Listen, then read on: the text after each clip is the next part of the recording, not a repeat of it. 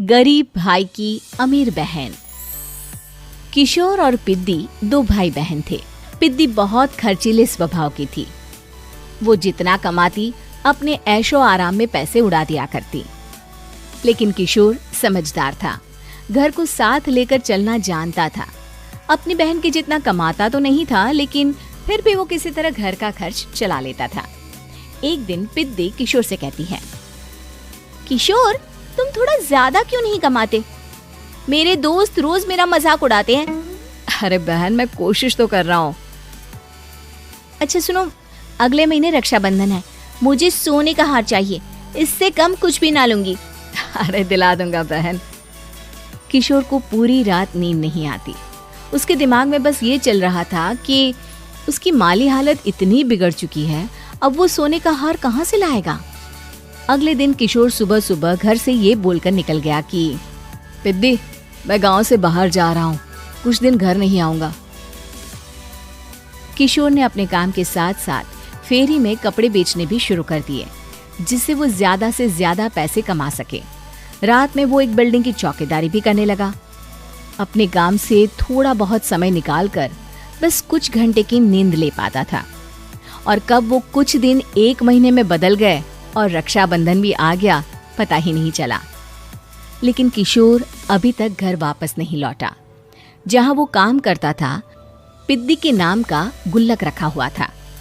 किशोर ने उस गुल्लक को फोड़ा और सारे पैसे इकट्ठा करके एक सोने का हार खरीद लिया।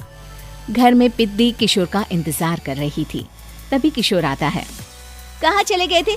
4 दिन का कहा था और 1 महीने से पता नहीं कहाँ गायब हो गए थे। मैंने बस एक हार मांगा था और तुमने तो घर ही छोड़ दिया। अरे मुझे थोड़ा काम मिल गया था। कुछ नहीं, सब समझती हूँ, बहाने थे तुम्हारे। अपनी बहन के लिए इतना भी नहीं कर सकते, कैसे भाई हो? चलो यहाँ बैठो, राखी बांधती हूँ। पिद्दी ने किशोर को राखी बांधी। वैसे ही किशोर ने अपनी बहन के हाथ में सोने का हार रख दिया। उसकी खुशी का कोई ठिकाना नहीं था। वो मिठाई खिलाए बिना ही नेकलेस लेकर चली गई और शीशे के सामने अपने गले में हार रखकर देखने लगी। किशोर ने लड्डू उठाया और खुद ही खा लिया। ऐसे कई साल गुजर गए। एक दिन पिद्दी की नौकरी छूट गई।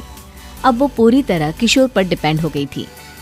आए दिन किशोर को अपने महंगे महंगे शौक गिनाकर उससे पैसे मांगा करती थी। किशोर कुछ पैसे देना, मुझे पार्लर जाना है। किशोर बिना कुछ बोले उसे पैसे दे देता। ये क्या, 500? अरे इतने में तो मुझे पार्लर में एंट्री मिलेगी बस। अच्छा देता हूँ ना ज्यादा। कैसे भाई हो, अपनी बहन के लिए इतना भी नहीं कर सकते। किशोर ने जेब से 2000 का नोट निकाला और उसे दे दिया। किशोर गरीबी में रह लेता था, लेकिन अपनी बहन को कभी कोई कमी नहीं होने देता था। बेटा, पिद्दी तुम्हारी बहन है, उसे कभी किसी चीज की कमी मत होने देना और उसका ध्यान रखना, क्योंकि भाई का फर्ज होता है अपनी बहन का ध्यान रखना।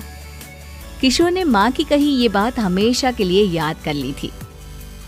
शायद माँ की इसी बात की वजह से किशोर पिद्दी की हर जिद पूरी करता चला आ रहा था। किशोर, आज मैं अपने दोस्तों के साथ पार्टी करने जा रही हूँ, मुझे कुछ पैसे दो ना। किशोर पिद्दी को समझाता है, लेकिन पिद्दी नाराज होकर चली गई और अपने कमरे में सुबक सुबक कर रोने लगी। किशोर अपनी जेब से कुछ पैसे निकालता है और पिद्दी को दे देता है। किशोर खुद कभी अच्छे कपड़े नहीं पहनता, लेकिन पिद्दी को राजकुमारी की तरह रखता। पिद्दी के जाने के बाद किशोर अपने काम पर निकल गया। एक तरफ पिद्दी अपने दोस्तों के साथ मस्ती कर रही थी, तो वहीं दूसरी तरफ किशोर पैसे कमाने के लिए कड़ी मेहनत कर रहा था। कुछ और दिन ऐसे ही बीत गए। एक दिन पिद्दी एक लड़के को लेकर घर आई और उसे किशोर से मिलवाया। किशोर, मुझे इस लड़के से शादी करनी है, लेकिन इनके मम्मी पापा बोल रहे हैं कि उनको दहेज में एक कार चाहिए, तभी वो मेरा और पंकज का रिश्ता कबूल करेंगे। लेकिन बहन, कार खरीदना कोई सब्जी खरीदने के बराबर तो नहीं है।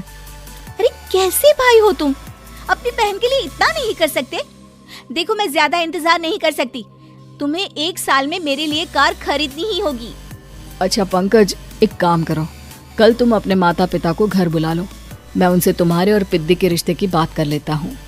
अगले दिन किशोर के छोटे से घर में पंकज और उसके माता पिता आते हैं। बेटा, तुम्हारी बहन ने हमारी शर्त तो बता ही दी होगी। जी बेटा, तुम तो इतने छोटे घर में रहते हो, दहेज कहाँ से लाओगे? मैं अपनी बहन की खुशी के लिए सब कुछ कर सकता हूँ। पंकज और पिद्दी का रिश्ता तय हो जाता है। किशोर अब अपनी क्षमता से 4 गुना ज्यादा काम करने लगता है।